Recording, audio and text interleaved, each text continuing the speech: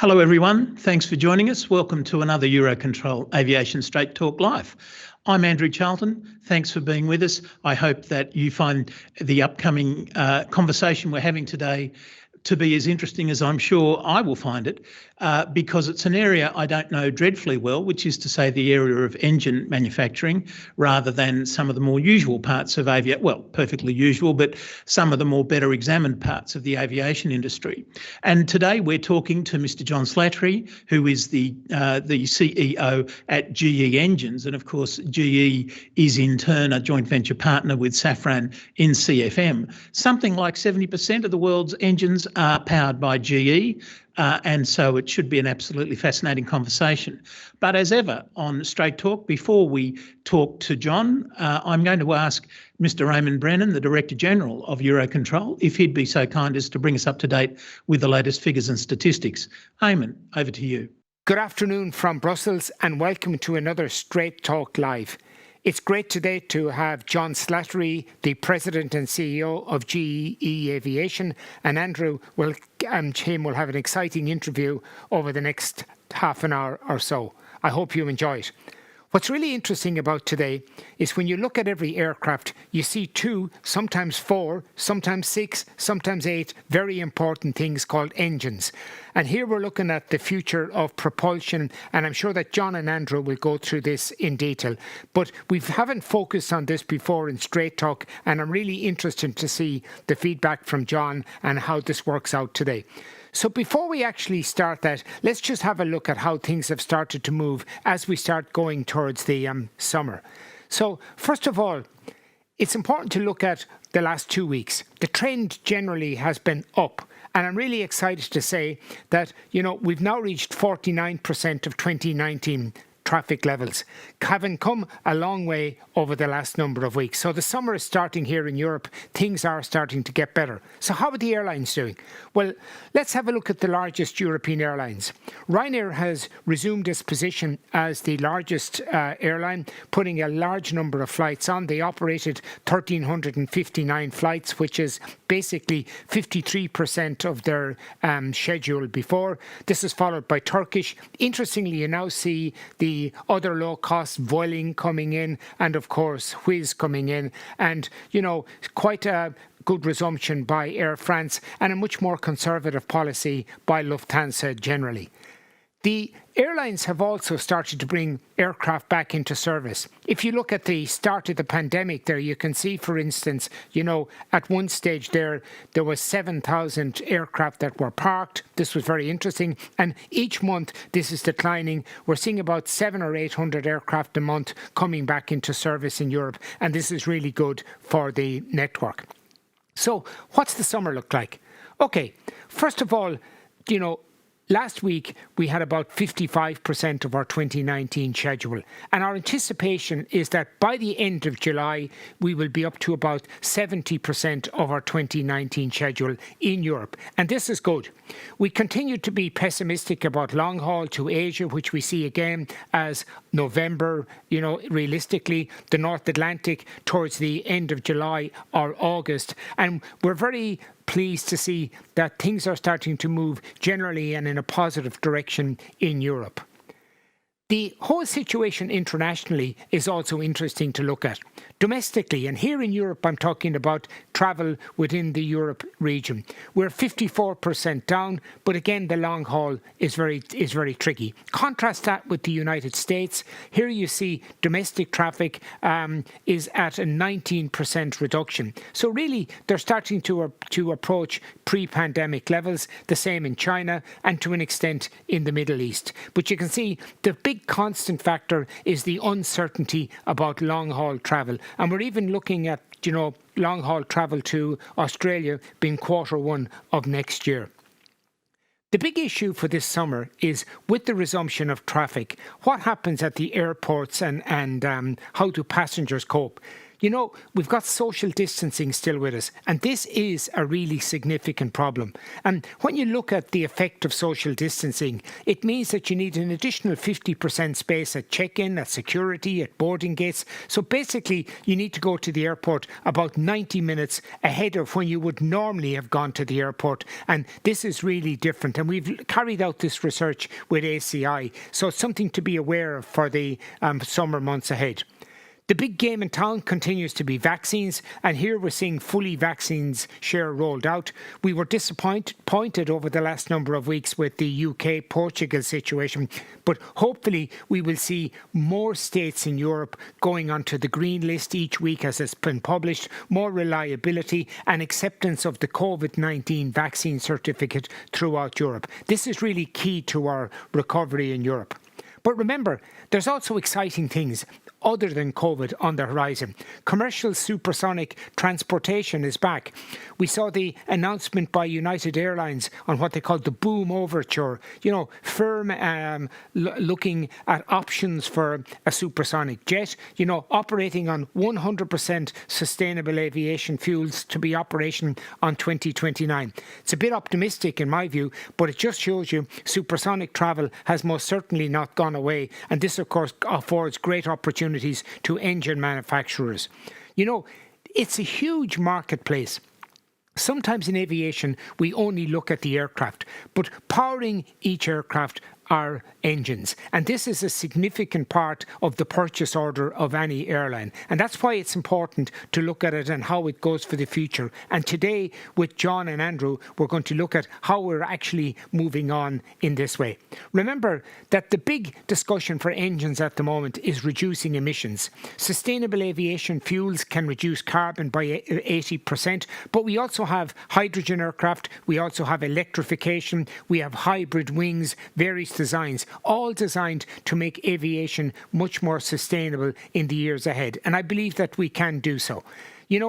The work that has been done by General Electric and Safran, and last week I noticed John was in Paris talking about the CFM RISE programme, and it's basically the same thing. More propulsive efficiency, hybrid electrification, SAF, and using proven technologies. So enjoy the next 35 minutes with Andrew and with John. I hope that they get to the bottom of some of these real tricky issues. This is the final Straight Talk this season, and I look forward to welcoming you all back in the last quarter of this year when we will unveil a whole new range of speakers to keep you up to date with European aviation and continue to support aviation from EUROCONTROL. So enjoy. So, John, we've just heard from Eamonn about your exciting news about CFM RISE technology. Tell us more about that. What's behind that? Well, Andrew, we at GE Aviation, we've just finished our renewal of our commercial engine portfolio. So the LEAP, the GE NX, and of course the GE 9X, which powers the big 777X. And now as we look forward, the challenge that is tasked on us to address is that carbon emission goal by 2050 to halve carbon emissions. And to do that, we need to now step up again and invent the future of flight and working with our airframer partners. So that's the noble cause, if you like. That's the mission that we want to rally around here at GE Aviation. So with the launch of the RISE program that we announced last week in Paris, of course, the home of the Climate Accord, we announced RISE, which stands for Revolutionary Innovation for Sustainable Engines. It's a development program that we will look at over 300 different technologies that we will develop. Eventually, that'll manifest into an engine that will enter into service sometime in the mid-2030s. But a lot of those technologies, Andrew, that we will be developing through the RISE program, we'll probably end up feathering a lot of those technologies into our current engines and even engines that we may even introduce before the mid-2030s. So this is GE Aviation stepping up to reduce the fuel burn. The fuel burn target, by the way, is 20%. It is the biggest single target jump in fuel burn reduction that we've ever undertaken at GE Aviation, and of course with Safran, because this is the RISE program is a CFM international initiative. But Andrew, what people get confused about is the difference between CO2 emissions and the fuel burn. If we can change the kind of fuel, maybe we'll talk about it here, if we can change the type of fuel that goes into the engine, well, we can reduce those emissions a lot more than the initial 20% we're talking about. So the 20% is just the technological advance, if you like. And that comes, two questions come out of that, I think. The first one is the history of engines has been constant improvement and constant benefits and so forth. Even though, as you say, 20% is the largest single leap we've ever seen. But is there an endpoint? I mean, leave aside the fuel for a moment. I mean, eventually we can't find any more, can we? I mean, it must be like athletics records. You know, it must take some time to travel the distance. Yeah, look, it's a great point, but let's just frame up what the 20% means first in terms of the fuel burn, whatever fuel you put onto the aircraft. If you were to apply that onto our narrowbody fleet today, that would be the equivalent, Andrew, of taking 17 million cars off the road. But with the RISE program, we're going to have an engine. It'll be a hybrid electric engine, open fan, but it will have the capability to burn up to 100% sustainable aviation fuel. And Andrew, it'll have the capability to burn hydrogen. If you had enough SAF, and we could probably talk about that in a moment. We need to talk about that, yeah. You could reduce the CO2 by 80%. And the real nirvana, of course, is burning hydrogen.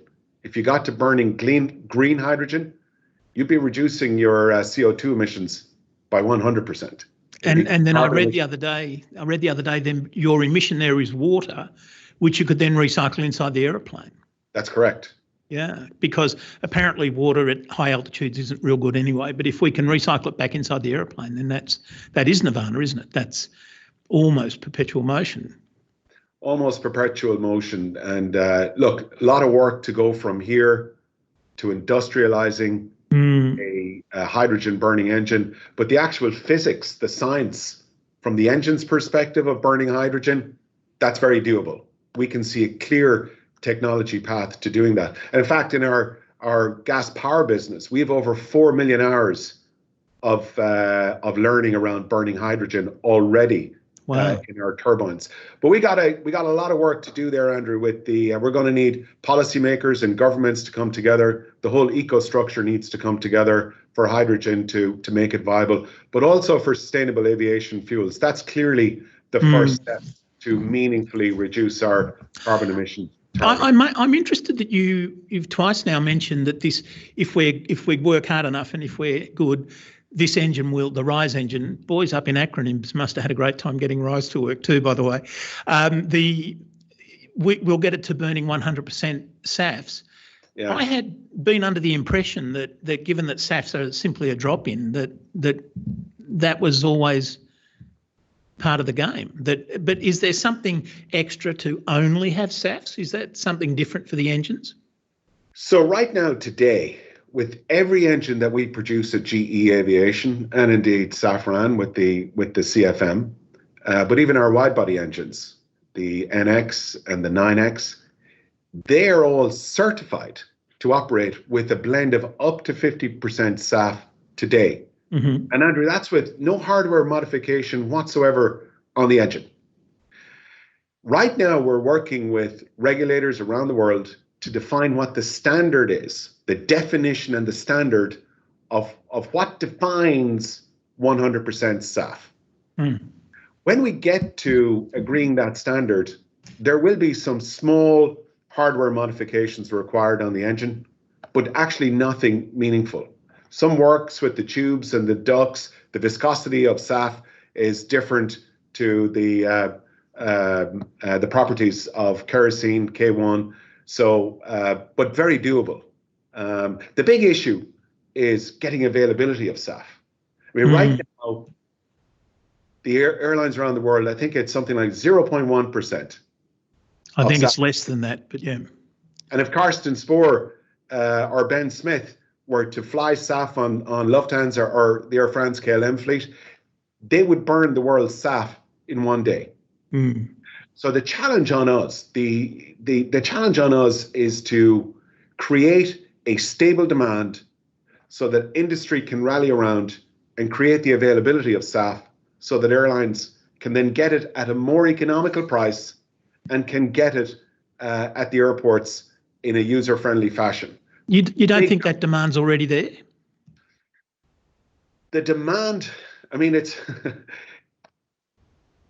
could be a debate around the carrot and the stick. If I talk to every airline CEO around the world, they want to do everything that they can to share in the target, the noble cause, the mission of reducing their CO2 emissions. They want to do that because it's good business. That's what they're hearing from their passengers.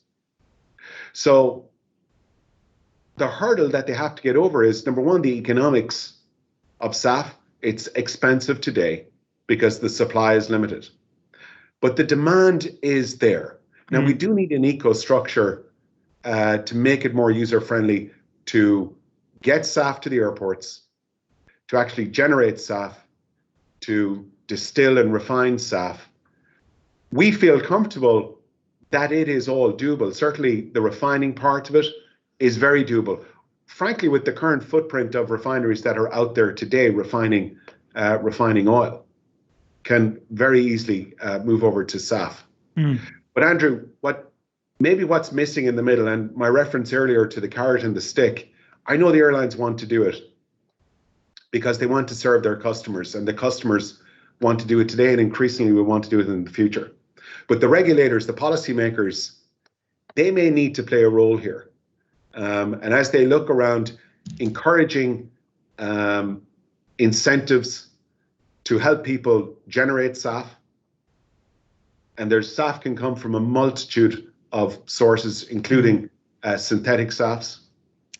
And also, if we bring up the supply, the price will come down. That supply-demand equation will help bring the price down. But regulators are also looking at potentially regulating the percentage of SAF that would need to be used on board an aircraft. So that's the stick, if you like. I think people want to do it anyway. It's the right thing to do. And I believe, Andrew, in the years ahead, this is all going to come together. I think everybody right across the eco-structure believes in this noble cause of reducing CO2 emissions. I think collectively the industry will get there. SAF will be our first step, and then ultimately to hydrogen. Right. It's sort of a funny role for an engine maker to be concerned about the fuel that propels the engines, isn't it? I mean, in the history of GE, were you ever interested in being so well informed about, I don't know, drilling for oil and distillation and all those sorts of things? Is this just part of the new world that we're living in? There's no doubt we're in a new world, and I think COVID has accelerated everything. Yeah. Right across the board. We will do our part, and we're stepping up with our partners at Safran, as I mentioned earlier, to go for the biggest single movement in commitment of CO2 reduction, of fuel burn reduction of at least 20%. So we're going to do what we can from the science in the engine, the propulsive efficiency to bring it to the maximum we can bring it to, and the current technologies and the new technologies we can develop, and the thermal efficiencies right in the middle of the engine. But it is true, Andrew. Right now, to get to that nirvana of carbon-free emission, zero carbon-free flight, we're going to need to have improved fuels. We're going to need to have sustainable aviation fuels in a volume that will make sense for the operators around the world. And then we need to stay on that path to get to ultimately to find a way to burn green hydrogen. Right. That's where we got to go. Because look, Andrew, the traveling public, you're seeing it in Northern Europe and Southern Europe, Central Europe today. Increasingly, that narrative is here in North America. We're seeing it in Southeast Asia. The travelers of the future, the passengers who we are all here ultimately to serve, they want to know what their carbon emission per mile is going to be in the future. Yeah. Whether they want to be taxed for it or whether they just want to know that they're not hurting the planet. We want to play our role in that. So this is a point of inflection for our industry, we believe, and we want to play our role in inventing the future of flight. Right. You see SAFs, you said earlier, I think you see SAFs as sort of the the staging post, but getting to hydrogen is the end game. Is there a role for electric motors and things like that as well? Yeah, just to go back to the first half of that, we certainly see SAF playing a meaningful role, in the 30s and indeed into the 40s. It's kind of like the parallel is, at GE, we're coming out of the coal business. We're in the clean gas business as a transfer fuel right now, until ultimately, that business may well get into hydrogen. They've already started, as I mentioned earlier, with over 4 million hours of experience. But as we think about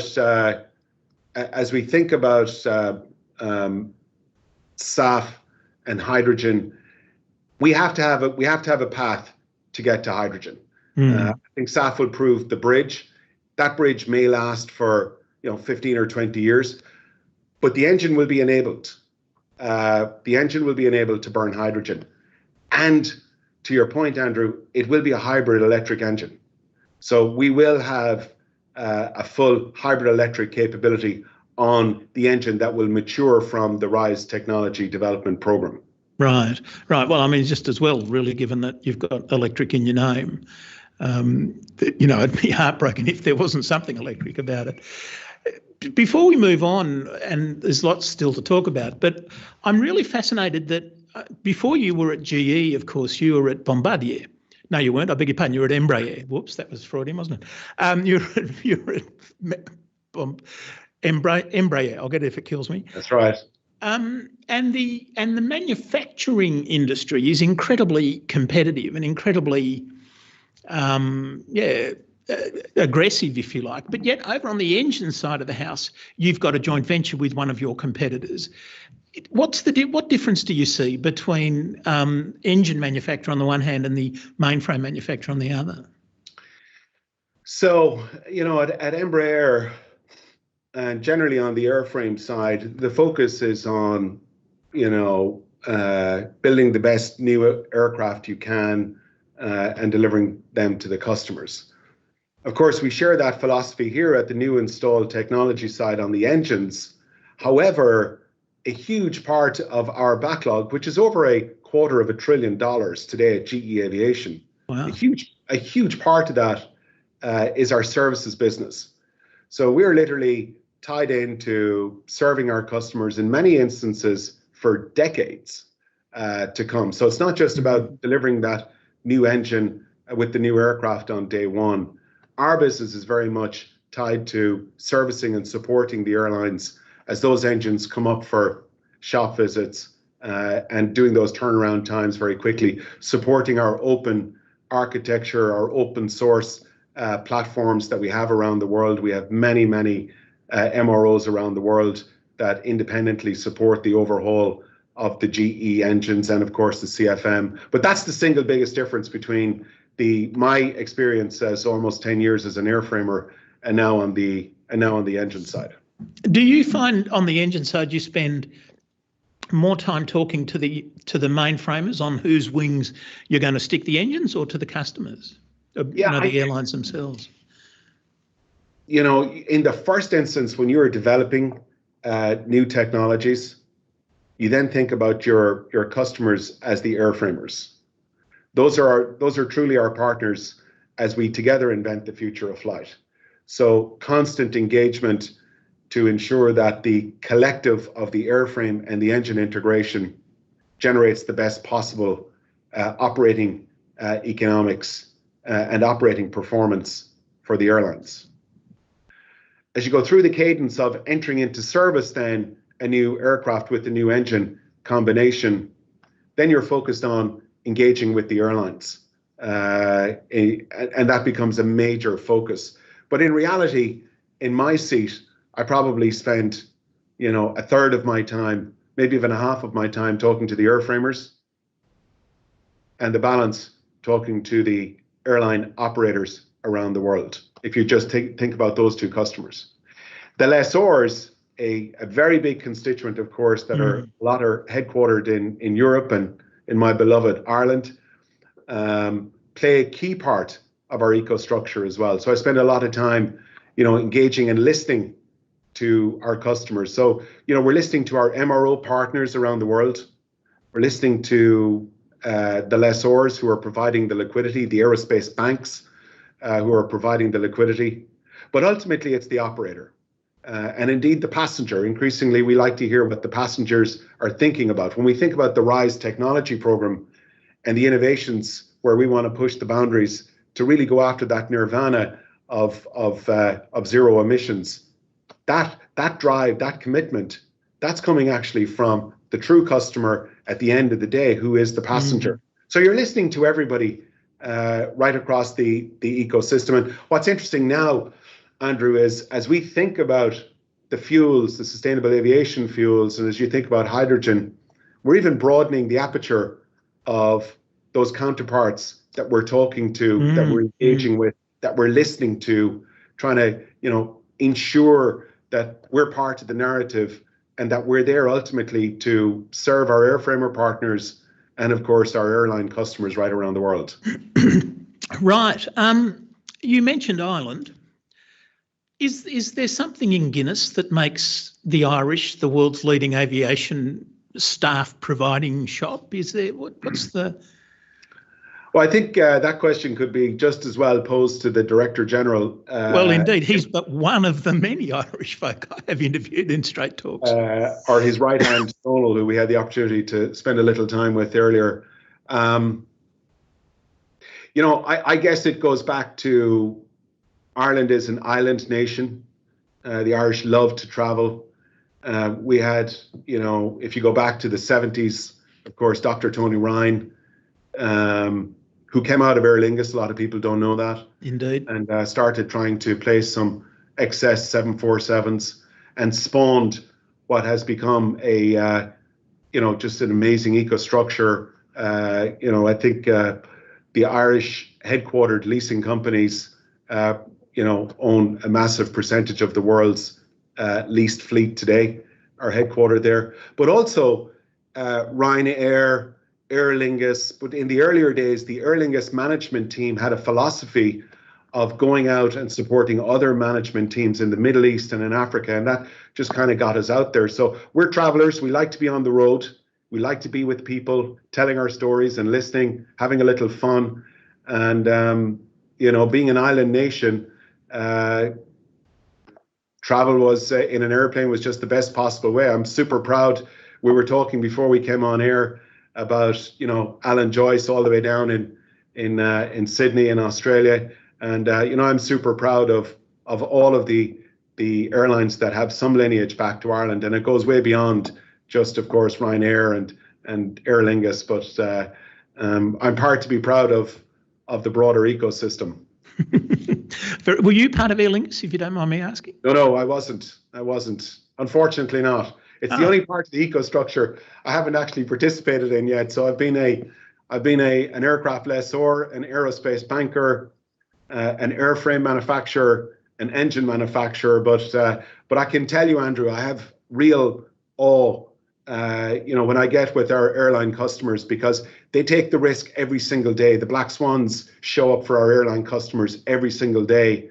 And I really am in awe when I meet and spend time with our airline customers and listen to the challenges that they have to deal with. But that's the only part of the ecosystem that I really haven't spent time working in. I did spend a lot of time with Varig Airlines down in Brazil right at the start of my aviation career in the mid-90s, working with very closely with Fernando Pinto, who was the CEO back then. Learned a lot. In fact, one of my very first deals was working with Varig as they were negotiating their engine maintenance cost, our agreement with GE Aviation. So it's a circular world in so many ways. Well, indeed. It also proof, of course, that you don't have to work in an airline to work in aviation. And a lesson that I think a number of people could probably take away, very frankly. You mentioned, you previously talked about one can't not talk about the pandemic. Has it had an impact on your orders? Yeah, I mean, it's had a massive impact on our orders. Of course, it was exaggerated by the unfortunate grounding of the MAX incident, or the MAX grounding because of the two terrible incidents. But that, coupled with COVID and the pandemic, had a very meaningful impact on our orders. On the upside, Andrew, when you look at the momentum that we've achieved in the last number of months, the MAX deal at Southwest, the MAX deal at Alaska, the A320neo deal, the largest single deal we've ever done at GE Aviation through CFM at Indigo on the neo with the LEAP 1A. We're seeing a lot of momentum, and I think I had the opportunity to spend some time with Guillaume down in Airbus last week, 10 days ago. I talked to Boeing, obviously, on a regular basis. They can feel the momentum coming back. And the one thing that we are, and I'm spending a lot of my time on today, is preparing for that ramp. I can tell you it is almost a daily conversation that I have with my chairman, Larry Culp, is to ensure that our organization is ready to serve on our two customers. You asked about the customers earlier. So the two constituent customers we need to serve, of course, as the surge of activity really starts to manifest here in the second half of this year and into next year, those shop visits, we need to be ready to address those as they're happening.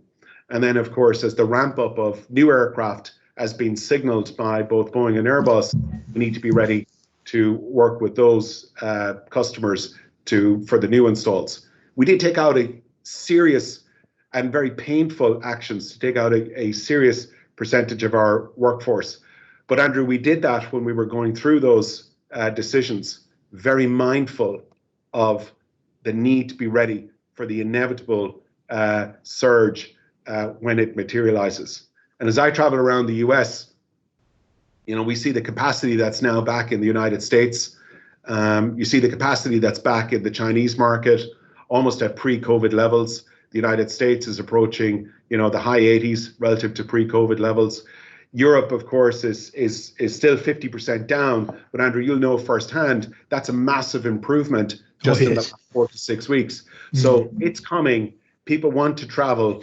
And as Ed Bastian, the CEO of Delta, said last week, he's already starting to see the business travelers coming back. In fact, Ed said he expected the business travelers, certainly at least domestically, to be at pre-COVID levels after July 4th. So it's coming. We need to make sure that we're ready to support our partners. But at the moment, what we seem to have is regional Europe, regional US, regional Australia, although they managed to keep shutting it down from time to time for the heck of it. What we're not, regional China, what we're not seeing is the long haul stuff. Yeah. The US back to 80%, Europe back to 50%, all great news. But the other thing that's mixed that with the fact that we seem to have seen a lot of the airlines slim down their fleets, both in terms of the numbers of aircraft, but also the size of the aircraft. Do you think that trend will continue, or do you think if suddenly we will resuscitate our A380s and all those sorts of things? Well, look, let's go back to the first half of that question. There's no question the long-haul international travel is going to lag the narrow-body activity. We see narrow-body activity, the 737s, the A320s, getting back to pre-COVID levels sometime early in 2023. Wow. And the wide-body activity will probably pragmatically lag about 12 months. And, Andrew, I really want to commend Willie Walsh, another great Irishman, of course. Indeed. And I really want to commend Willie's leadership over at IATA in driving the initiatives that we have to get the digital passports for COVID and vaccines. People, can move through airports that won't have to quarantine. They won't have that concern. As we saw firsthand through COVID, if you travel a long distance, you could kind of get, quote unquote, caught many, many miles from home, many thousands of miles from home. So we need to take that fear away. That's probably going to take a little bit longer than the narrow bodies returning. I mean, I really think the narrow body activity will be in a very strong place towards the back end of 22, but we're estimating early in 23, it'll be back to pre-COVID levels, and maybe 12 months later for the wide body activity. In terms of the second half of your question, which is, the 380s and that size aircraft, well, look, I think it's too early to tell, Andrew. Business models, one of the great thing about our business is, the models evolve. I mean, if you go back 20 years, 25 years ago, the Ryanairs and Southwest were kind of an anomaly, that low-cost carrier model. And today, of course, we have successful LCCs right around the world. So as we look forward, one of the more exciting things about our business is the capabilities from the competitive dynamic of those leaders of these airlines to evolve. As Darwin said, Andrew, it's not the smartest or the fittest or the strongest that survive. After he visited the Galapagos, right? It's those that evolve best to the changing environment. Indeed. So I have full confidence that the airline leaders around the world and their boards of directors are trying to figure out what those future models will be. Whatever those models will be, I want to make sure that GE Aviation continue to be there to support them. Today we support about 70% of the world's fleet. I want to make sure that we're there to continue to support the airlines, whatever size aircraft they elect to fly in the future. So part of what I think we're watching, although I agree it's early days, even if airlines are getting slimmed down aircraft, smaller aircraft, they're also pushing for longer haul small aircraft, if you like, the A321LR, even the 787. That's good news for engine manufacturers, isn't it? Yeah, I mean, it is. It is changing. It is evolving. The MAX 10, the A321 are both being used in lieu of, smaller wide body aircraft. But again, our position, Andrew, here is just to make sure we're here to serve the airframer partners. We're here to serve the airline partners. It's really up to those constituents to decide what the business model is and how they're ultimately going to serve their customer. Once they figure that out, our job is to make sure that they have, the most efficient lift under their wings. So we've got great penetration, almost 40,000 engines on the commercial side of our business alone, flying around the world that are being supported. I want to get back to a stage where we can continue now to grow that net franchise footprint that we have. I want to see new operators coming in. I want that competitive dynamic to continue to grow because, Andrew, in my experience, there has been no singularly more powerful force for bringing people together, bringing communities together, joining ideas, and generating commerce that benefits everyone than the airline industry. I saw it firsthand in my beloved Brazil when I was down there. And, shout out to David Neilman with the launch of Azul, now run by John Rogerson down there. But, a lot of the folks that are flying on the originally, of course, on the GE powered 190s and 195s, and of course now the GE powered A320 Neos that they have. But a lot of those folks, Andrew, were originally taking 3-4 day journeys on buses. And now they're taking a 2-hour flight at the same cost or maybe even cheaper. So I've seen firsthand, you've seen it in China, not only just opening up the eastern seaboard, but opening up northern and western China. Of course, we've all seen it firsthand in Europe and the benefits of bringing communities together. So it's important. And that's why, Andrew, at the start of our conversation, we spoke about RISE. We spoke about technology driving the lower CO2 emissions. That's critically important. We're at an inflection point in our industry. We need to win the right to continue to grow. And that's going to be rooted, in my humble opinion, in our commitment to drive down CO2 emissions. I couldn't agree with that more, of course, but I'm interested in two things, I think, out of that. One is, you said you spent a bit of time talking to regulators. As a general comment, historically, that wouldn't have been one of your normal beats, would it, to go and talk to regulators, or is that not true?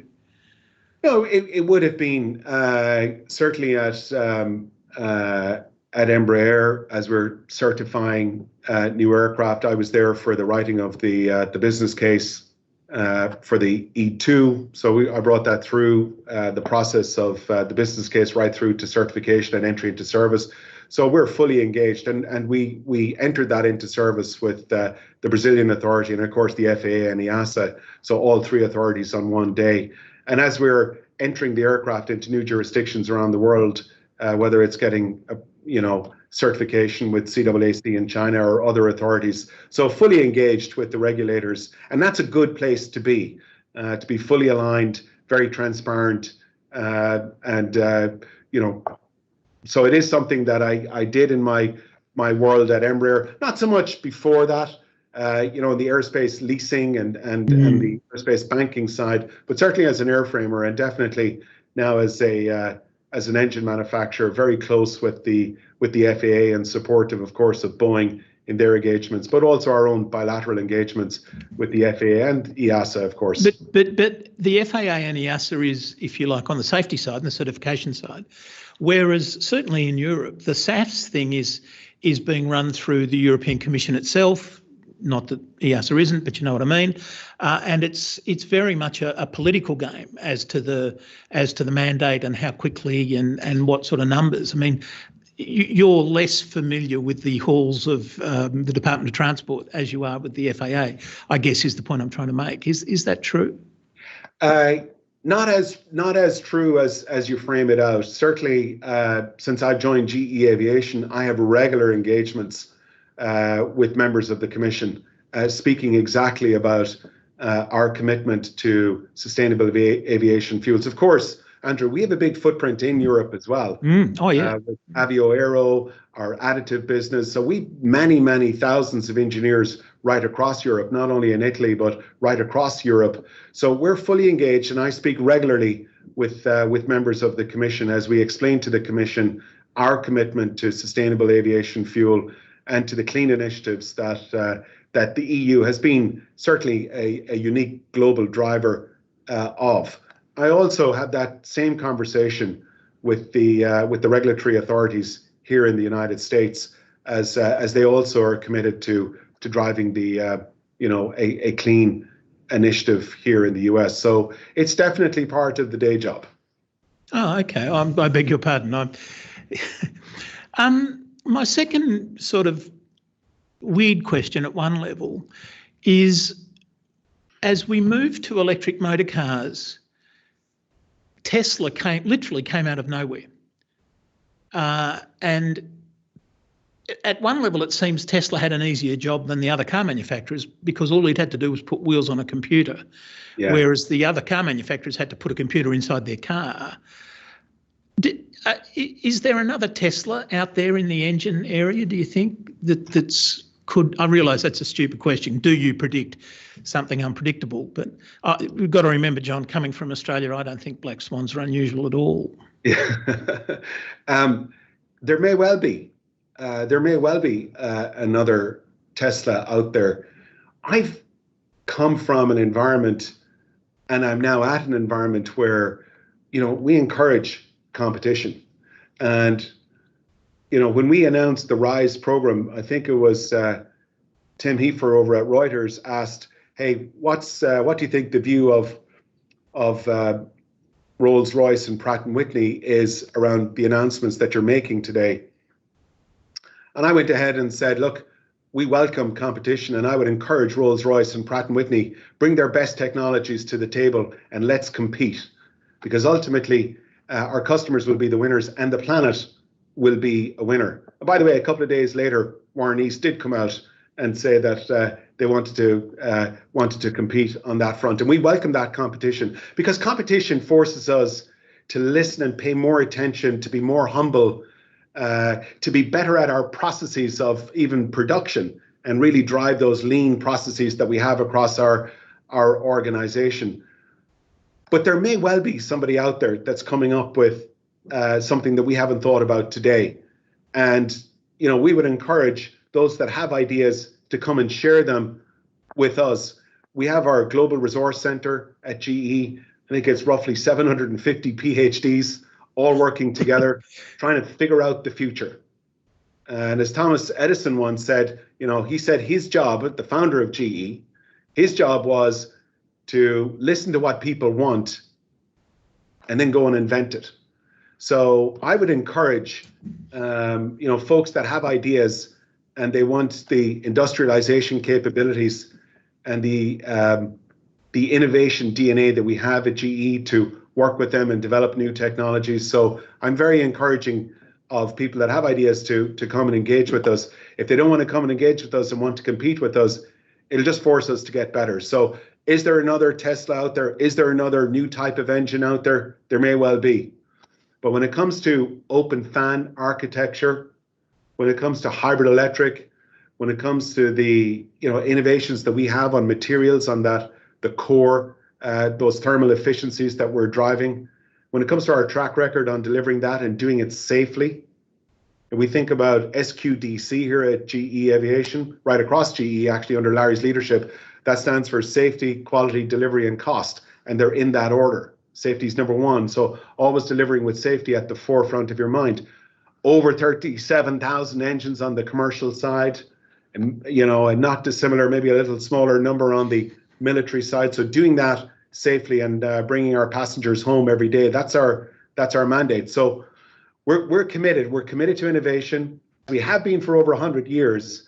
But Andrew, there's no escaping. We are at a point of inflection. We really need to push beyond our commitment to reduce, targeting at least 20% reduction in the fuel burn, but targeting a CO2 reduction of 80 to 100%. We believe that's core part of the DNA of inventing the future of flight. Am I right in thinking that open fan engines are quieter as well? Is that something Well, they're not going to be. Our open fan so it's a single stage open fan rotor, will not be any louder than the LEAP that we have today. So those decibels in the cabin are not going to be any louder. It's also not going to be any slower than the LEAP engine today. So the customer is going to have a very similar experience, except when the customer looks at whatever it'll be, Andrew, by the mid-2030s, it won't, for sure, there'll be no paper tickets. They'll be looking at whatever the equivalent of the iPhone is then, and they'll be able to tell what their CO2 emission was for that flight. That's what the customers are going to be focused on. They will be able to go as fast as they did.